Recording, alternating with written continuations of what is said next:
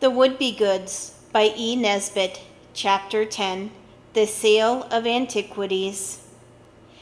It began one morning at breakfast.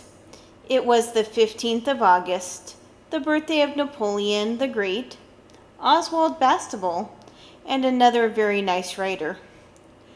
Oswald was to keep his birthday on the Saturday so that his father could be there. A birthday, when there are only many happy returns, is a little like Sunday or Christmas Eve.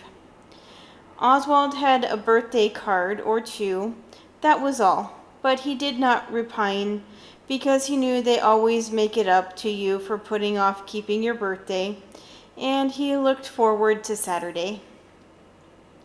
Albert's uncle had a whole stack of letters as usual, and presently he tossed one over to Dora and said, "What do you say, little lady? Shall we let them come?"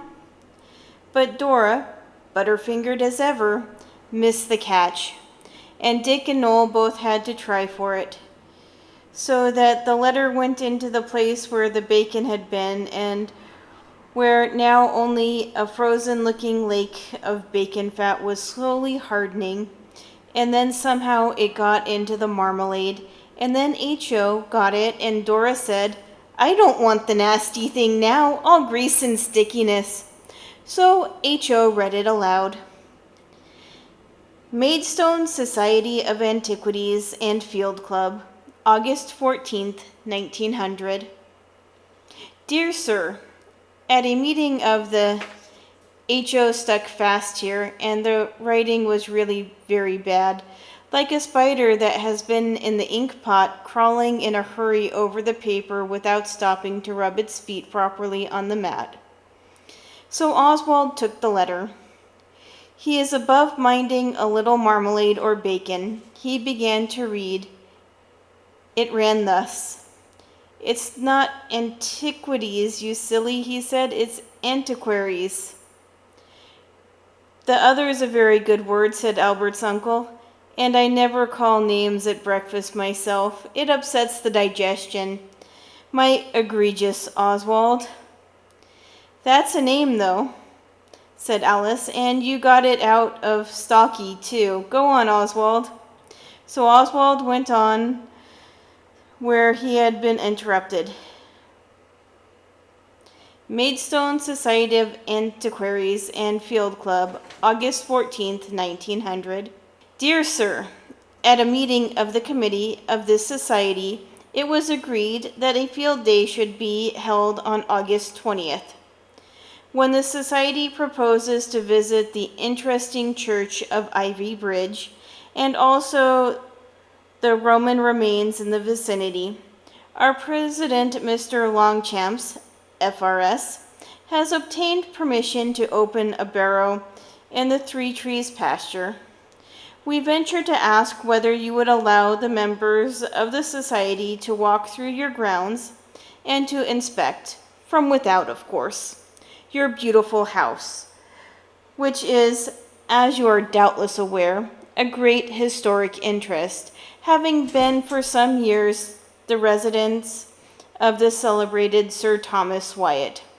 I am, dear sir, yours faithfully, Edward K. Turnbull, Honorable Secretary. Just so, said Albert's uncle. Well, shall we permit the eye of the Maidstone Antiquities to profane the sacred solitude, and the foot of the Field Club to kick up the dust on our gravel? Our gravel is all grass, H.O. said. And the girls said, "Oh, do let them come." It was Alice who said, "Why not ask them to tea?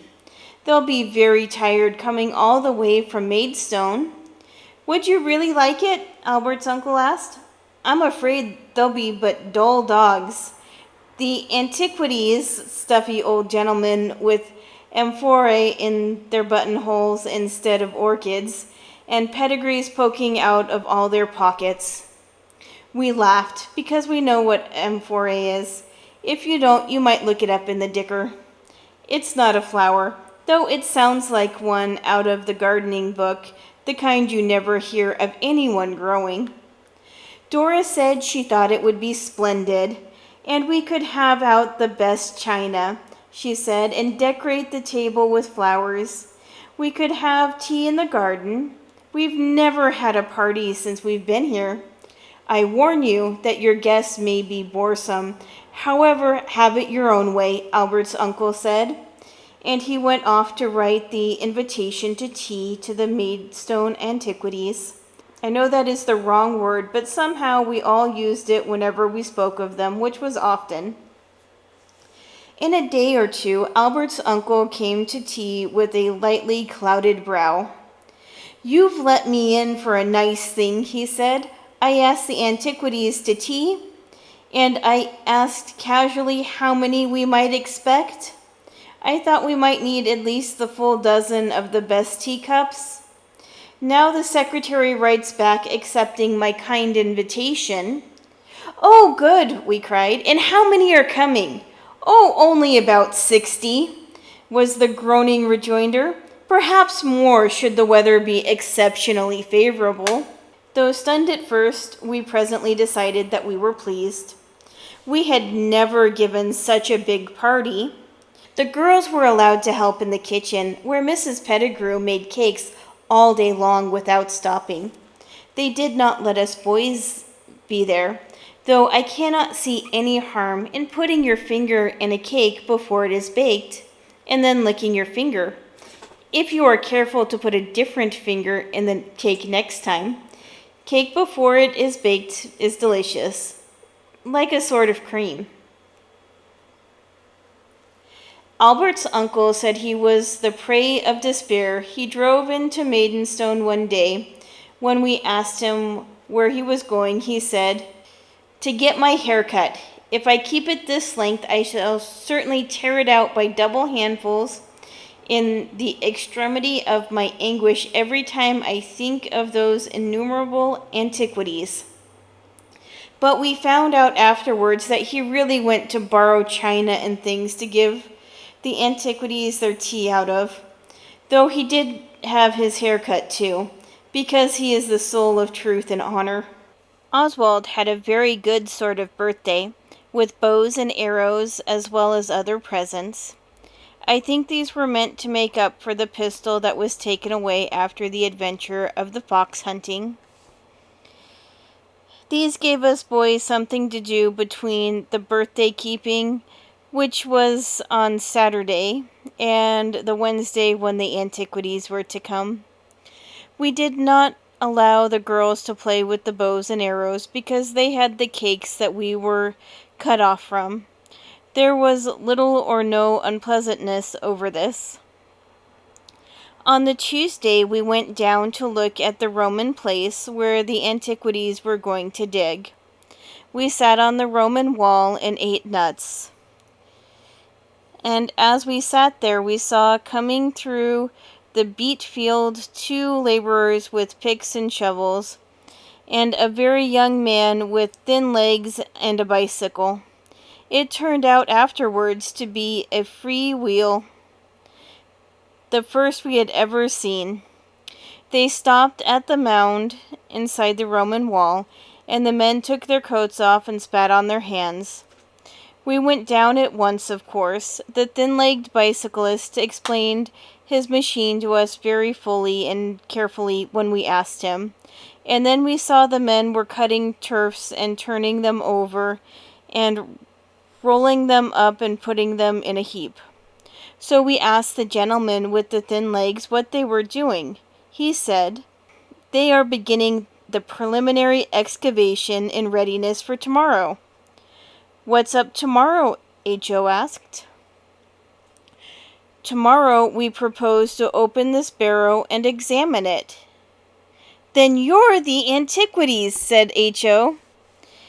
"I'm the secretary," said the gentleman, smiling but narrowly.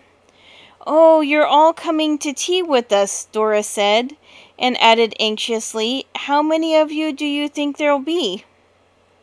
"Oh, not more than 80 or 90, I should think," replied the gentleman. This took our breath away, and we went home. As we went, Oswald, who notices many things that would pass unobserved by the light and careless, saw Denny frowning hard, so he said, "What's up?" I've got an idea, the dentist said. Let's call a council. The dentist had grown quite used to our ways now. We called him the dentist ever since the fox hunt day. He called a council as if he had been used to calling such things all his life, and having them come too. Whereas we all know that his former existing was that of a white mouse in a trap, with the cat of a Murderstone ant watching him through the bars. That is what is called a figure of speech, Albert's uncle told me. Councils are held in the straw loft. As soon as we were all there, and the straw had stopped rustling after our sitting down, Dickie said, I hope it's nothing to do with the Wouldbegoods. No, said Denny in a hurry, quite the opposite. I hope it's nothing wrong, said Dora and Daisy together. It's hail to thee, blithe spirit, bird thou never wert, said Denny. I think it's what is called a lark. You never know your luck. Go on, dentist, said Dickie.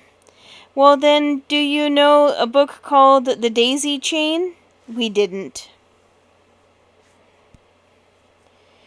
It's by Miss Charlotte M. Young, Daisy interrupted, and it's about a family of poor motherless children who tried so hard to be good, and they were confirmed and had a bazaar, and went to church at the minster, and one of them got married and wore black watered silk and silver ornaments, so her baby died, and then she was sorry she had not been a good mother to it. And here Dickie got up and said he'd got some snares to attend to, and he'd received a report of the council after it was over. But he only got as far as the trap door, and then Oswald the fleet of foot closed with him, and they rolled together on the floor, while all the others called out, come back, like guinea hens on a fence. Through the rustle and bustle and hustle of the struggle with Dickie, Oswald heard the voice of Denny murmuring one of his everlasting quotation. Come back, he cried in Greek, across the stormy water, and I'll forgive your Highland cheek, my daughter, oh my daughter. When quiet was restored and Dickie had agreed to go through with the council, Denny said, the daisy chain is not a bit like that really. It's a ripping book. One of the boys dresses up like a lady and comes to call, and another tries to hit his little sister with a hoe. It's jolly fine, I tell you. Denny is learning to say what he thinks, just like other boys. He would never have learnt such words as ripping and jolly fine while under the Antal tyranny. Since then, I have read The Daisy Chain. It is a first-rate book for girls and little boys. But we did not want to talk about the daisy chain just then, so Oswald said, But what's your lark? Denny got pale pink and said, Don't hurry me, I'll tell you directly. Let me think a minute. Then he shut his pale pink eyelids a moment in thought, and then opened them and stood up on the straw and said very fast, Friends, Romans, countrymen, lend me your ears, or if not your ears, pots. You know Albert's uncle said they were going to open the barrow to look for Roman remains tomorrow? Do you think it seems a pity they shouldn't find any? Perhaps they will, Dora said. But Oswald saw, and he said, Primus, go ahead, old man. The dentist went ahead. In the daisy chain, he said, they dug in a Roman encampment, and the children went first and put some pottery there they'd made themselves, and Harry's old medal of the Duke of Wellington. The doctor helped them to some stuff to partly efface the inscription, and all the grown-ups were sold. I thought we might. You may break, you may shatter, the vase if you will, but the sense of the Romans will cling round it still. Denny sat down amid applause. It really was a great idea, at least for him. It seemed to add just what was wanted to the visit of the Maidstone Antiquities. To sell the antiquities thoroughly would be indeed splendiferous. Of course, Dora made haste to point out that we had not got an old medal of the Duke of Wellington, and that we hadn't any doctor who would help us to stuff to efface, and etc. But we sternly bade her stow it. We weren't going to do exactly like those daisy chain kids. The pottery was easy. We had made a lot of it by the stream, which was the Nile when we discovered its source, and dried it in the sun, and then baked it under a bonfire, like in foul play. And most of the things were such queer shapes that they should have done for almost anything, Roman or Greek or even Egyptian or Andaluvian, or household milk jugs of the cavemen.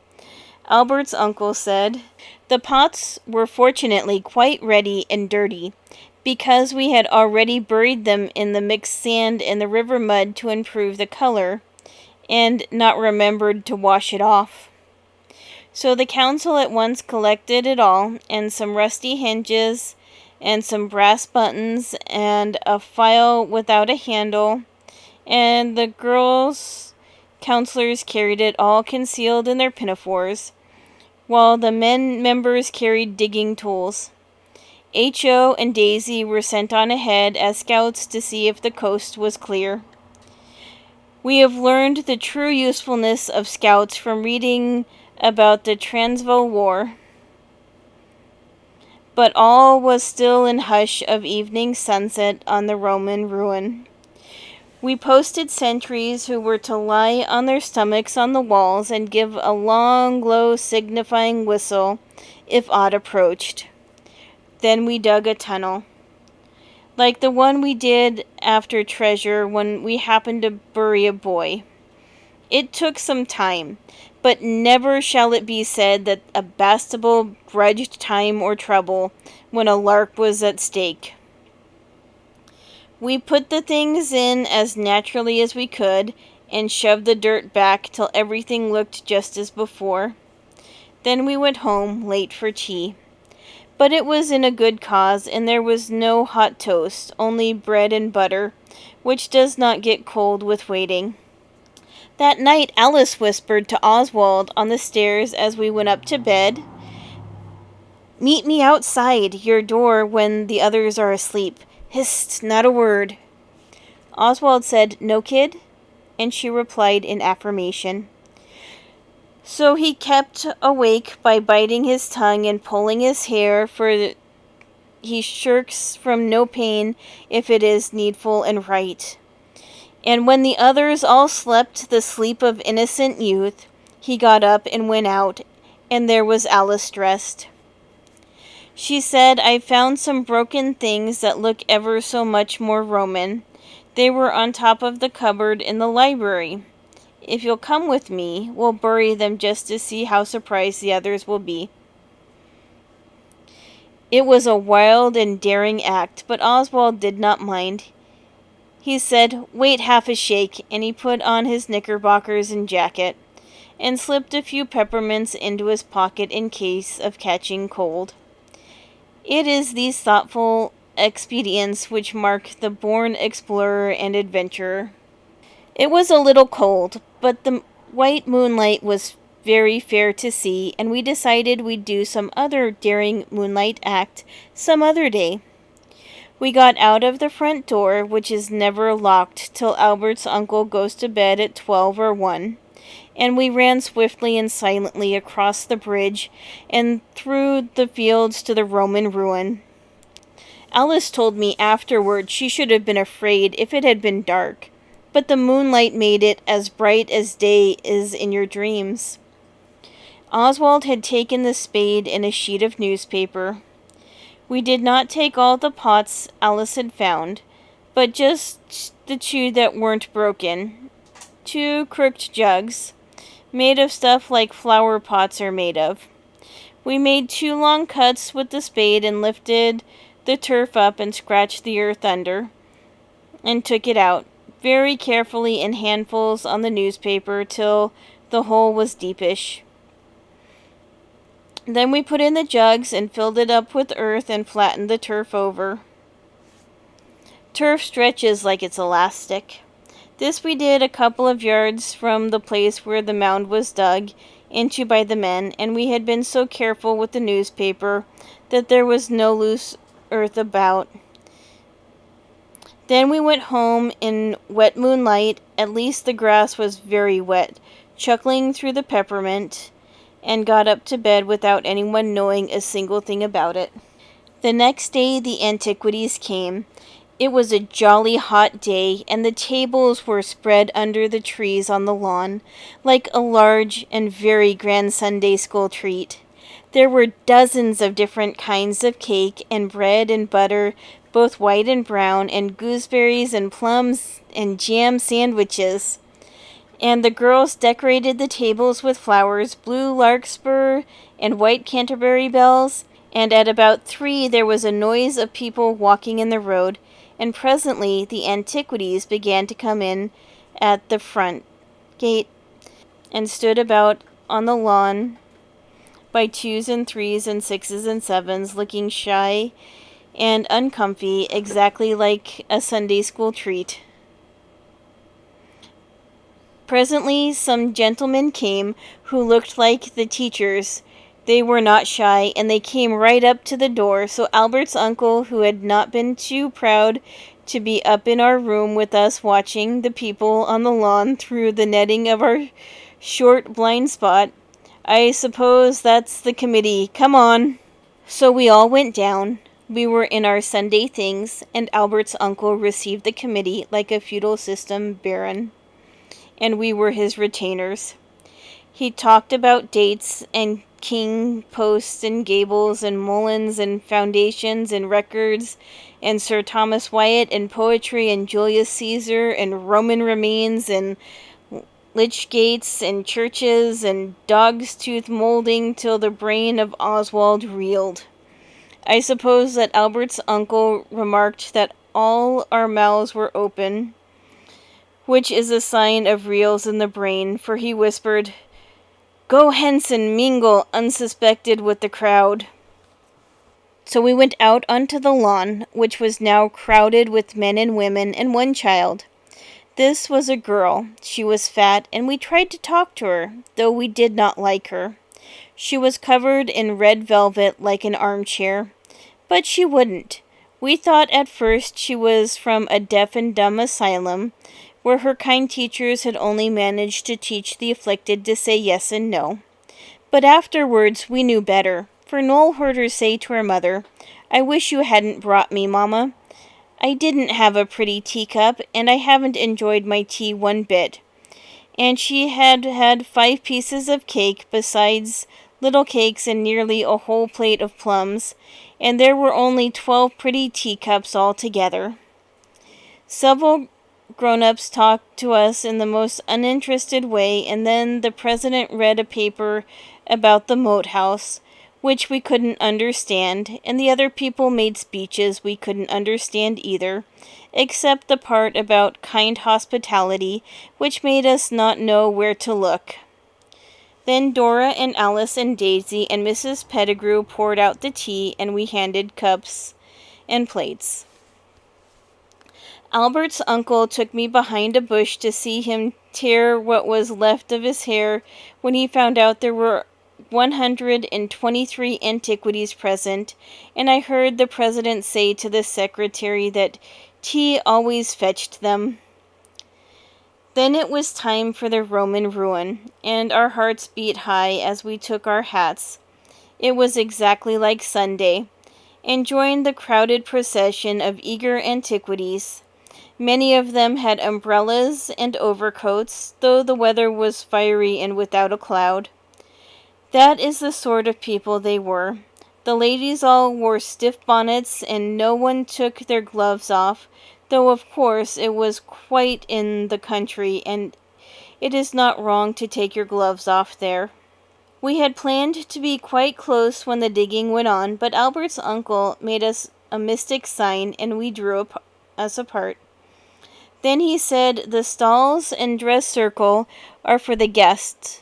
The host and hostesses retired to the gallery, whence I am credibly informed an excellent view may be obtained. So we all went up on the Roman walls, and thus missed the cream of the lark, for we could not exactly see what was happening. But we saw the things that were being taken from the ground as the men dug and passed round for the antiquities to look at. And we knew they must be our Roman remains. But the antiquities did not seem to care for them much, though we heard the sounds of pleased laughter, and at last Alice and I exchanged meaning glances when the spot was reached where we had put the extras. Then the crowd closed up thick, and we heard excited talk, and we knew we really had sold the antiquities this time. Presently, the bonnets and coats began to spread out and trickle towards the house, and we were aware that all would soon be over. So we cut home the back way just in time to hear the president saying to Albert's uncle, "A genuine find, most interesting. Oh, really, you ought to have one. Well, if you insist." And so by slow and dull degrees, the thick sprinkling of antiquities melted off the lawn. The party was over, and only the dirty teacups and plates and trampled grass and the pleasures of memory were left. We had a very beautiful supper, out of doors too, with jam, sandwiches, and cakes, and things that were over, and as we watched the setting monarch of the skies, I mean the sun, Alice said, "Let's tell." We let the dentist tell, because it was he who had hatched the lark, but we helped him a little in the narrating of the fell plot, because he has yet to learn how to tell a story straight from the beginning. When he had done, and we had done, Albert's uncle said, "Well, it amused you, and you'll be glad to learn that it amused your friends, the Antiquities." "Didn't they think they were Roman?" Daisy said. "They did in the daisy chain." "Not in the least," said Albert's uncle, "but the treasurer and secretary were charmed by your ingenious preparations for their reception." "We didn't want them to be disappointed," said Dora. "They weren't," said Albert's uncle. "Steady on with those plums, H.O. A little way beyond the treasure you had prepared for them, they found 2 specimens of real Roman pottery, which sent every man jack of them home, thanking his stars to have been born a happy little antiquary child." "Those were our jugs," said Alice, "and we really have sold the antiquities." She unfolded the tale about our getting the jugs and burying them in the moonlight and the mound, and the others listened with deeply respectful interest. "We really have done it this time, haven't we?" she added in tones of well-deserved triumph. But Oswald had noticed a queer look about Albert's uncle from almost the beginning of Alice's recital, and now had the sensation of something being up, which has on other occasions frozen his noble blood. The silence of Albert's uncle now froze it yet more arctically. "Haven't we?" repeated Alice, unconscious of what her sensitive brother's delicate feelings had already got a hold of. "We have done it this time, haven't we?" "Since you ask me thus pointedly," answered Albert's uncle at last, "I cannot but confess that I think you have indeed done it. Those pots on top of the library cupboard are Roman pottery. The amphorae which you hid in the mound are probably, I can't say for certain, mind, priceless. They are the property of the owner of this house. You have taken them out and buried them? The president of the Maidstone Antiquary Society has taken them away in his bag. Now what are you going to do?" Alice and I did not know what to say or where to look. The others added to our pained position by some ungenerous murmurs about our not being so jolly clever as we thought ourselves. There was a very far from pleasing silence. Then Oswald got up. He said, "Alice, come here a sec. I want to speak to you." As Albert's uncle had offered no advice, Oswald disdained to ask him for any. Alice got up too, and she and Oswald went into the garden and sat down on the bench under the quince tree, and wished they had never tried to have a private lark of their own with the Antiquities, a private sale. Albert's uncle called it afterwards, but regrets, as nearly always happens, were vain. Something had to be done. But what? Oswald and Alice sat in silent desperateness, and the voices of the gay and careless others came to them from the lawn, where, heartless in their youngness, they were playing tag. I don't know how they could. Oswald would not like to play tag when his brother and sister were in a hole, but Oswald is an exception to some boys. But Dickie told me afterwards he thought it was only a joke of Albert's uncle.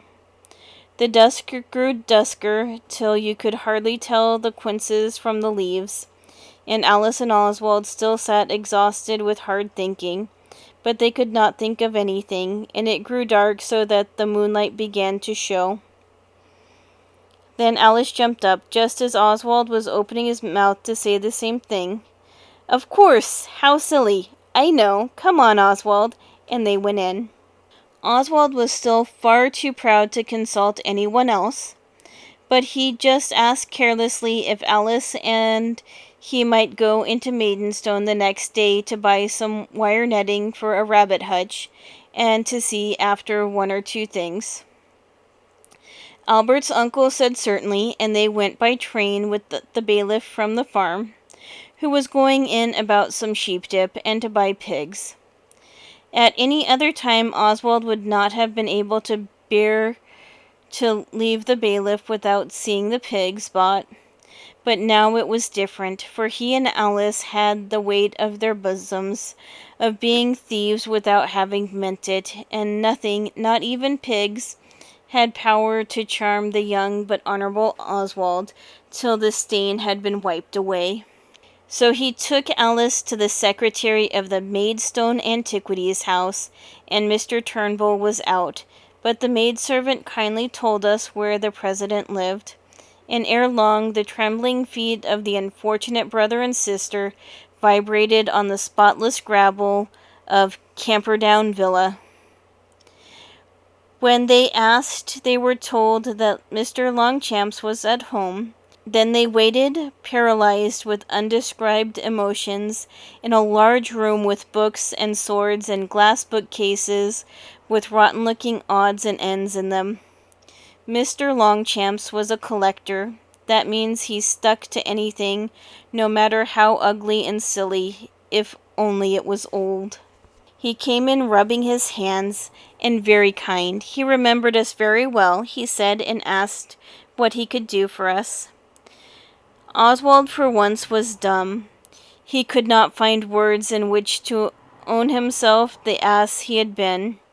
But Alice was less delicately moulded. She said, "Oh, if you please, we are most awfully sorry, and we hope you'll forgive us. But we thought it would be such a pity for you and all the other poor dear Antiquities to come all the way and then find nothing Roman, so we put some pots and things in the burrow for you to find." "So I perceived," said the president, stroking his white beard and smiling most agreeably at us. "A harmless joke, my dear. Youth's the season for jesting. There's no harm done. Pray think no more about it. It's very honourable of you to come and apologize, I'm sure." His brow began to wear the furrow, anxious look of one who would fain be rid of his guests and get back to what he was doing before they interrupted him. Alice said, "We didn't come for that. It's much worse. Those were 2 real true Roman jugs you took away. We put them there. They aren't ours. We didn't know they were real Roman. We wanted to sell the antiquaries, and we were sold ourselves." "This is serious," said the gentleman. "I suppose you'd know the jugs if you saw them again?" "Anywhere," said Oswald, with the confidential rashness of one who does not know what he is talking about. Mr. Longchamps opened the door of a little room leading out of the one we were in, and beckoned us to follow.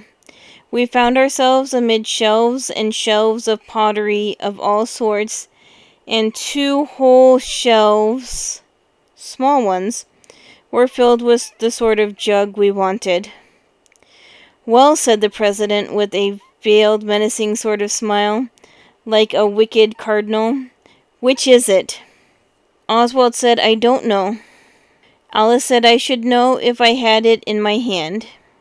The president patiently took the jugs down one after another, and Alice tried to look inside them, and one after another she shook her head and gave it back. At last she said, "You didn't wash them?" Mr. Longchamp shuddered and said no. "Then," said Alice, "there is something written with lead pencil inside both jugs. I wish I hadn't. I would rather you didn't read it. I didn't know it would be a nice old gentleman like you who would find it. I thought it would be the younger gentleman with the thin legs and narrow smile." "Mr. Turnbull." The president seemed to recognize the description unerringly. "Well, well, boys, you will be boys. Girls, I mean. I won't be angry. Look at all the jugs and see if you can find yours." Alice did, and the next one she looked at, she said, "This is one." And 2 jugs further on, she said, "This is the other." "Well," the president said, "these are certainly the specimens which I obtained yesterday. If your uncle will call on me, I will return them to him. But it's a disappointment. Yes, I think you must let me look inside." He did, and at the first one he said nothing. At the second he laughed. "Well, well," he said, "we can't expect old heads on young shoulders. You're not the first who went forth to shear and returned shorn. Nor, it appears, am I. Next time you have a sale of antiquities, take care that you yourself are not sold. Good day to you, my dear." "Don't let the incident prey on your mind," he said to Alice. "Bless your heart. I was a boy once myself, unlikely as you may think it. Goodbye." We were in time to see the pigs bought after all. I asked Alice what on earth it was she scribbled inside the beastly jugs, and she owned that just to make the lark complete she had written "sucks" in one of the jugs and "sold again silly" in the other. But we know well enough who it was that was sold, and if ever we have any antiquities to tea again, they shan't find so much as a Greek waistcoat button, if we can help it. Unless it's the president, for he did not behave at all badly. For a man of his age, I think he behaved exceedingly well. Oswald can picture a very different scene having been enacted over those rotten pots if the president had been an otherwise sort of man. But that picture is not pleasing, so Oswald will not distress you by drawing it for you. You can most likely do it easily yourself.